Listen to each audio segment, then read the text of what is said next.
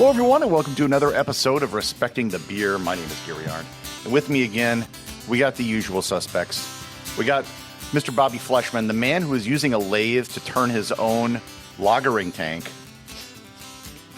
We're going to see how that goes. They used to have wood ones in the past, so maybe something will come of it. Yeah, it will be solid. And what we learned on our last episode, they were using that in, was it Oshkosh, up until like the 60s? They had a wooden tank, he said? Was it Oshkosh or was it New Ulm, so. Minnesota? We went to a lot of places on that. But it was recent. Yeah. Probably the 60s, yeah. Also with us, the historian of hops and the man who is donating $50 to the MAC Fund every time a 547 double play is turned, Mr. Joel Hermansen.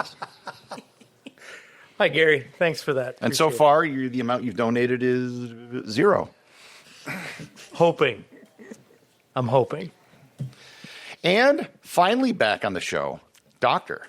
Allison McCoy Fleshman, who recently gave a presentation to the students of Lawrence University telling them the ways of Tom Petty and how if they follow him, they too can have a content life. Rock on. Glad to have you back. So, The waiting. It's the hardest, part. what were you talking about exactly? Right? We should link to that talk. No, we shouldn't. Yeah. I mean, no, it She's was blushing. fun. What was it about? The talk was about the science of paint drying. It's more fascinating than it sounds. It really is. No. Today, class, we'll be talking about the science of paint drying, a highly exciting and effervescent subject. No, basically the theme was if I can make paint drying fun and exciting and enjoyable and fascinating, like imagine what else can happen. Woo. Can you? Yes. Oh, okay. But more than that, the listeners were very engaged as well. Well, we have done a great many podcasts. We've been doing this for over a year now. And as such, we get people who send us questions. And we're going to use this opportunity to have you guys answer some of them. And this comes from Jamie Beer Drinker 72 on Facebook, who asks, I've been a bartender for a little over a decade and recently got promoted to management. What do you look for in a good bartender? Respecting the beer. I mean, this is a good question. What? And Joel, I think you can chime in on this as being a level one cicerone. Right. I've said this a number of times to Allison. She probably is sick of me talking about it. I love this. Keep going. You know what I'm about I to do say? know what you're going to say. Yeah. So much that I could probably tell the story for you. Right.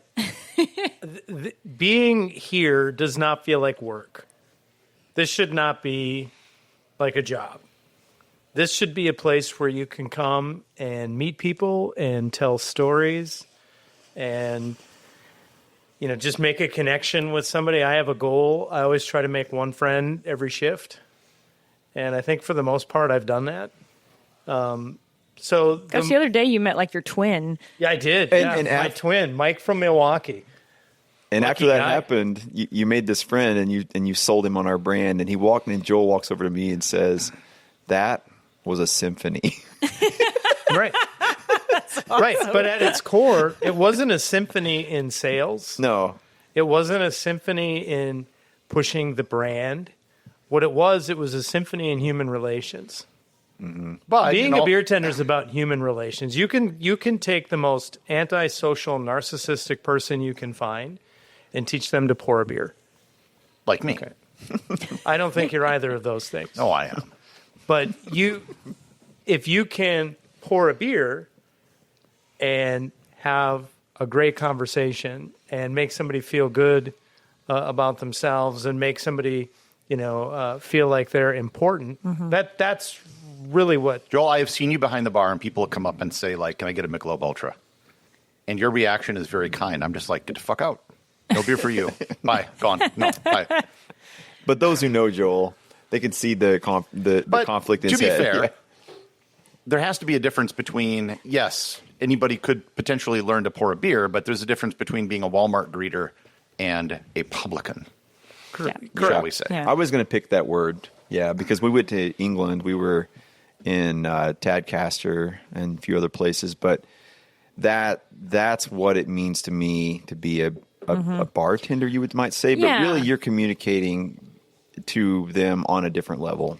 And the being in perfect condition, it goes Right. without saying. Well, and it's really hard because, like, depending on the time of day and what day of the week, you can give that kind of deep, human connection building opportunities in small packets on a very busy Saturday or big packets on, a very slow Tuesday, for example. But I'd like to think that our beer tenders have eyes on two things: the eyes of their customer, and not that they're creeping on them or anything, but make That's eye me contact. when I look at their glasses with perfect lacing. They think I'm looking at them. But to have eyes on the beer and to make sure that the beer, its final destination has made its way. I mean, the brewers in the back, they put so much effort and time into getting it to the taps, but then it's the beer tender's job to finish the way, to get it to the next step. There's 3 parts to this, right? The liquid, the ambiance, and the service. Right. And I'd like to think that, they've got eyes on the beer for that, but then they've also got eyes on the customer to make sure that they have what they need, whether that's a friend, whether that's a beer, whether that's just hey, here's a connection or something like that. And I think, because we obviously have the first two, we have great beer, and you've put together a gorgeous space. So it's my job to do the last part. And that never ends, right? We can get the beer established for any given batch a month ago before it hits the tap. And we built this place 7 years ago, but every single day the service has to happen. Recreate it, repeat it every single day. Right. Every Which single is interaction. why, Yeah. and again, I've spoken to Allison about this. It is best that this not be like someone's, in my opinion, like I'm here 50 hours a week, this is my sole career here, because it is very difficult to replicate that kind of childish enthusiasm that is required to doing this successfully if you're here every day from 3 to 11. Yeah. That's also a compliment to those who can do that. Right. That is if they true. can, that is more power to them. I don't know that I could do that, because again, when you set out and you have a goal, and also, by the way, we're beer tenders, not bartenders. because Exactly. I could not make almost any mixed drink. I only drink beer. You are not a mixologist. No. No. And you've seen me open a bottle of wine. That was sad. Yeah. Yeah, we won't even talk about that. There'll be that's on Patreon. Maybe we could recreate it in a video. All right. Should we pick another question? By the way, did the video of opening that one keg get put up? Yes, I believe so. Oh, it has to. Oh, the one with the picture? We Yeah, have that- it now. It's The there. the Maybach. Yeah. That was awesome. It's in the marketing team's hands now. I thought it was posted that moment. Maybe, but there's a video too. I haven't seen that. You mean the video too? Yeah, that was. I thought that was Brief one. It was like a Is it live a live? photo. Yeah. Either way, it's out there. which Will. is technically a video. It's on my phone. Yeah. Listener Hazy's Suck says, Oh, Bobby, are you submitting questions? Hey. how do you choose which styles of beer to brew? Do you just brew the types that interest you personally, or do you try to fill some roles that are underrepresented on the menu board and or the craft beer scene? Ooh, good question. Boy, that is yes and yes. We have to brew to our brand, but that needle has to be a little bit flexible. It took a lot Yeah. for us to brew a hazy. Took me a long time to brew that hazy. Yeah. And it's really good now. Yeah, it's clear that it's here to stay. It's clear that it's here to stay for the industry and for us. Well, let me back up a bit. yeah. Why? Why was this such a mental hurdle that had to be overcome? Right. Bobby's a traditionalist. Yeah, so hazies are a recent brand, a recent style. I would say let's go as far back as 2010 if you really want to dig deep. It happened in New England. Somebody made this beer with no bitterness, ridiculous amount of hops. It looked terrible. Hetty Topper made it really famous, and The Alchemist. They decided that you should have to drink it out of the can because it was so ugly. But it tasted awesome. But then it started to get poured out. People thought they became acclimated to it, and so the hazy IPA was born. Is this Hetty Topper? You're Yeah. And it's no turning back now. It's the genie's out of the bottle. And to the point now, not to go off on a different topic, but when you order an IPA, the world is almost inverted. If it's not hazy, people are a little bit concerned.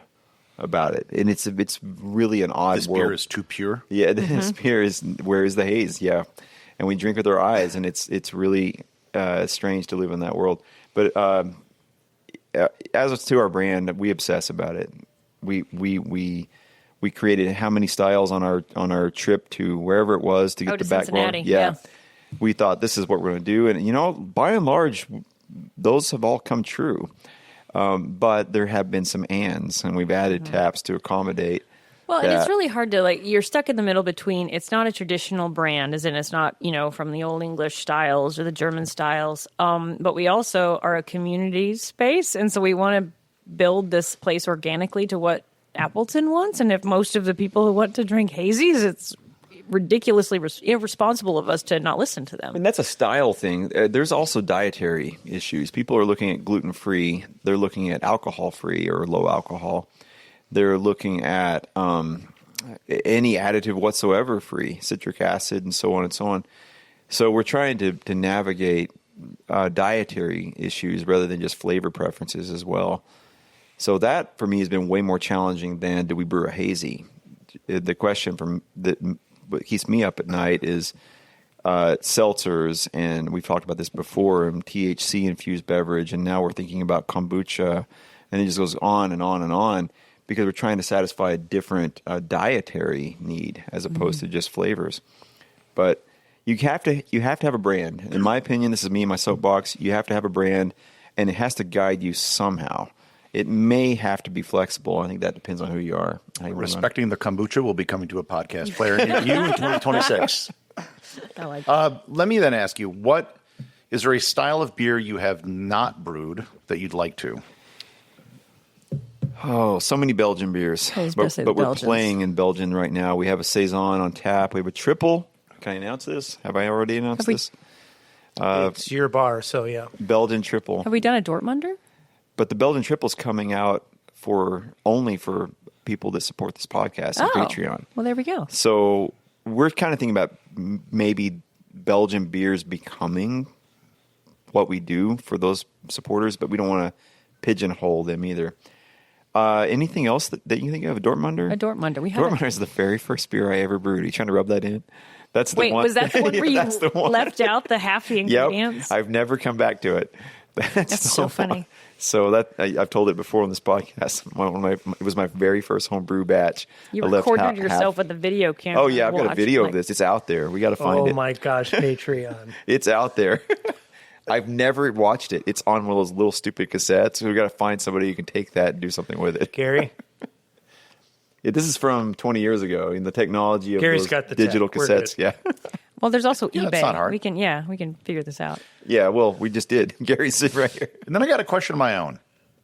So all your beers are of some style. You got your Pilsners, your lagers, your ales, your stouts. Hybrids and Can you make a beer that is of a completely new style?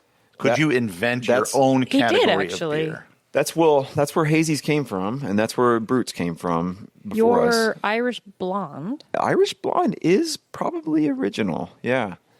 First of all, Irish blonde, is that a thing in real life or beer wise? Yeah, I don't.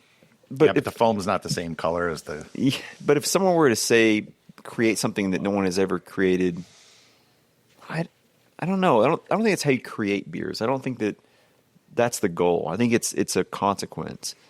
I think that you just follow your nose, and I've never thought about that question. That's great. You got me on my heels here. A lot of times we've made a beer, and then like 547, for instance, it's really hard for us to send that to competition because it's too heavy to be a West Coast IPA, but it's also too light to be a double IPA or an Imperial IPA. Well, it fits well in the Imperial. Does it? Yeah. Because we've struggled with that in the past. Wisconsin IPA.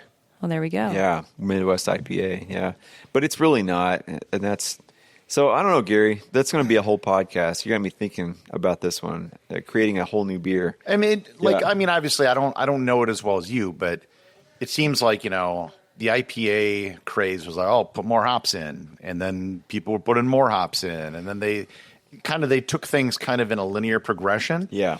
Is there a way you could, take it in a different direction or put hops in something else, or I don't know. Well, man, it's like all of the plays have been written and all the songs have been written, and I feel like that no matter what we do, we're going to be brushed up against somebody else's creation. I've been thinking about an Imperial Brut IPA.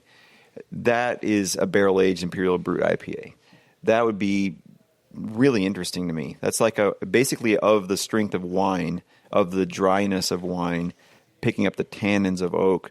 I feel like there's something there. So that's a beer I've been thinking about for a while. That sounds like the still lambic that we had at Won't be sour, City Beer but yeah.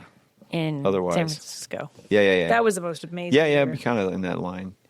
But anyway, so I'm taking inspiration from winemakers there. I'm taking inspiration from IPA makers, barrel-aged beer people. Yeah, there's a million of those that bounce around in my head, but that's a really great question. I don't think your goal should be, let's create a new style. I think it has to just kind of fall out in the process. Well, and then let's say you accidentally did. How would you know? The writers tell you, and then somebody puts you on the cover of a magazine. Someone copies you. You need someone to copy you. You embrace your first So you would try and follower. probably you would see if the outcome matches any of the styles, and if it doesn't, Oh, I see. Yeah. how do If you that's know your that it's a new intention, style? Yeah. I'm just saying if you did it and you accidentally stumbled on a new style, the writers will tell you that, and then all the beer fans will line up around the block. So someday, maybe So why don't we do that then? we do a rye aged Doppelbock that I've never heard of before.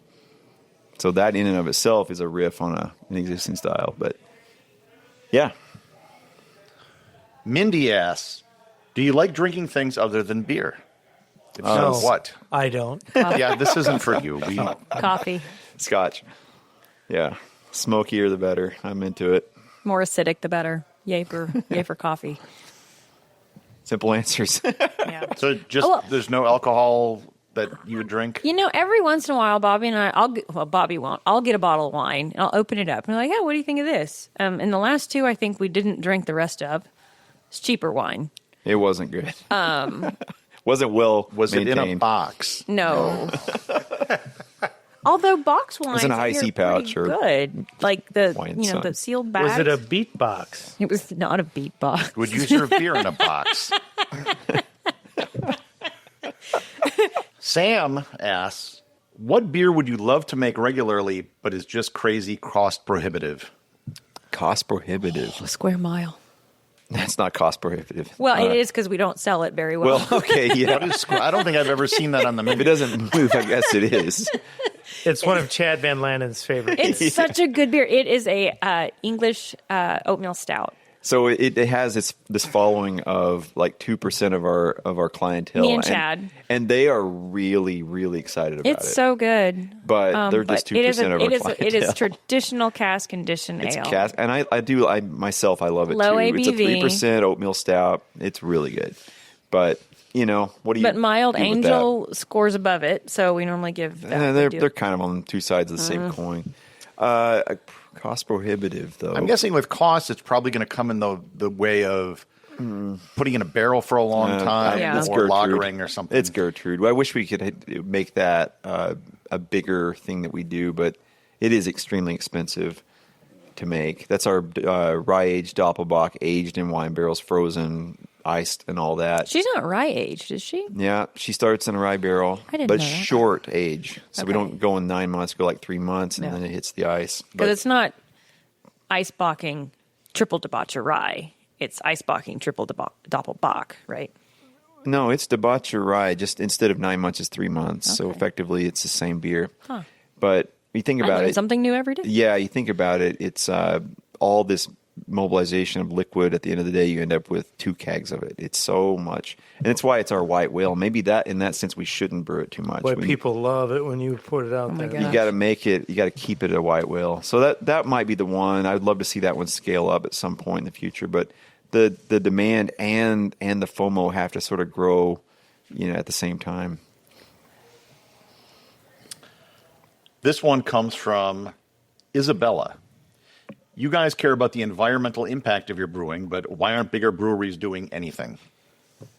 Big brewers care a lot about the environment, not because they care about the environment, but because it matters to their bottom line. They care about people caring about the environment. Well, that and but also efficiency's sake. Well, what are some of the things like you guys do? Sierra Nevada puts more energy into the local power company than they take out. They have the entire facility.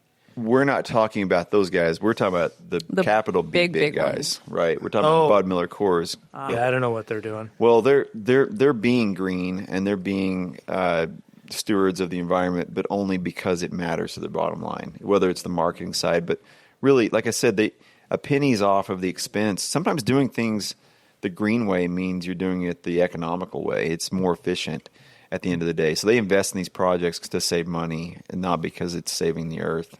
Sorry about that. I mean, I talk highly of Budweiser and the others in terms of quality, but in this case, I'm not really sure they're thinking about the planet. But I don't mean to go down that path too much.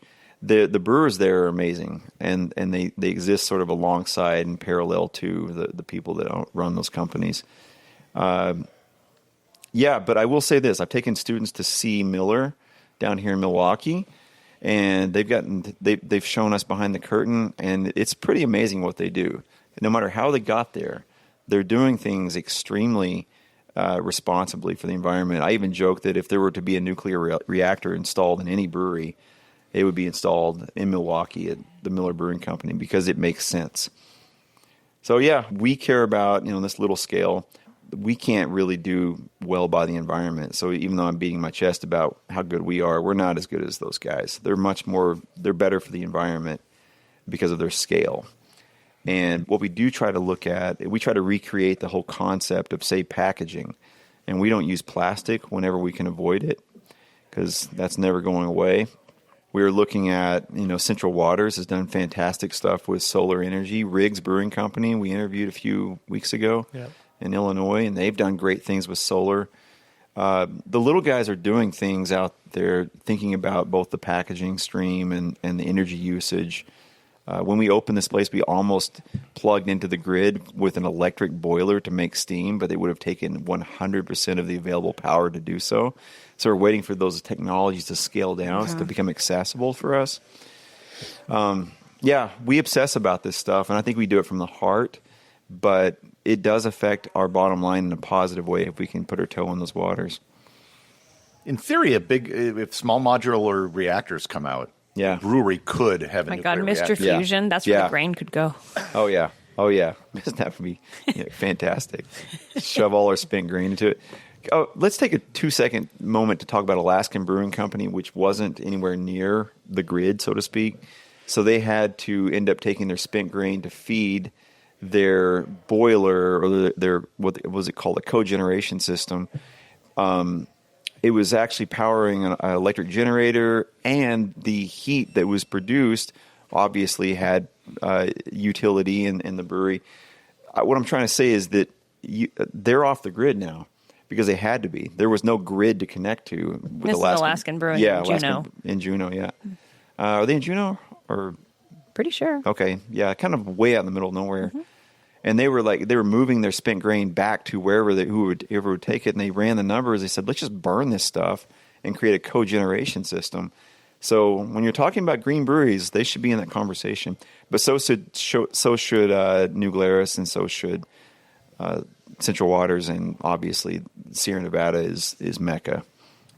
Jimmy VVV asks, what is the most expensive bottle of beer you have ever had? Would it be that Lambic? It's either we go to, I don't even know, City Beer. City Beer they in closed San Francisco. Rest in peace. Close? Another one of those casualties. So the bottle cost. We've also had Utopias. Well, that's true. Carl was his name. He is a beer collector here in the Fox Valley, and he shared it with us. We never had to buy one. No, we didn't buy it. But I think they're shaped like a little brew kettle. How much would that? They're probably off the shelf. Now, this is the thing. Off the shelf, they're like $150 to $200, and they're like a 2-liter. They're shaped like a copper. It comes in a little copper still. It's a copper brew kettle, little miniaturized. But this is where it gets interesting in the secondary market. Who knows? Yeah. And who knows what he paid? But yeah. But then we had a still lambic from. Oh my God! How am I blanking on the name? Cantillon. Cantillon. Yeah. I almost said Carcassonne. I was like, no, that's a game. Carcassonne. But no, Cantillon. And I want to say we spent $80 on it, but then we shared it with the I think it was over bartender. 100, maybe 90 or 100. Yeah, it was in that neighborhood. Yeah. But And we gave it to all the bartenders bartenders, and people helping. we let them sample it with us. But yeah, it was a still lambic, no blend, no carbonation, no blend, single barrel, lambic beer, and it was in a Chardonnay Sounds like barrel. a Scotch. It was. It sort of was. Remarkable. And the reason they released it is because it was so on its own, so interesting. Normally you blend lambics like you do wines, and but there's all by something itself. about like when you drink a carbonated beverage, there's something about like the carbonation is going to help some of those little molecules go up your nose once it goes in your mouth and such. Yeah. But this took all of that out, so it was just pure taste of this beer. And where'd you have this? It's beer. It was called a bottle- City Beer Company in San Francisco. And they were the best bottle shop in town, probably one of the best in the nation, but I think they since closed. And All right, and this will be our last question. yep. This comes from Mary, who asks, what is your favorite part of McFleshman's that you think is usually overlooked? Oh. I'll let Allison take it. I've been talking too much. My favorite part of McFleshman's that I think is usually overlooked. Oh gosh. Oh, that's tough. I know exactly what it is. On the side of you're walking towards the bathrooms. There is a spot between where the bar ends and the door, just to the to the left or the right of the door as you're facing the door.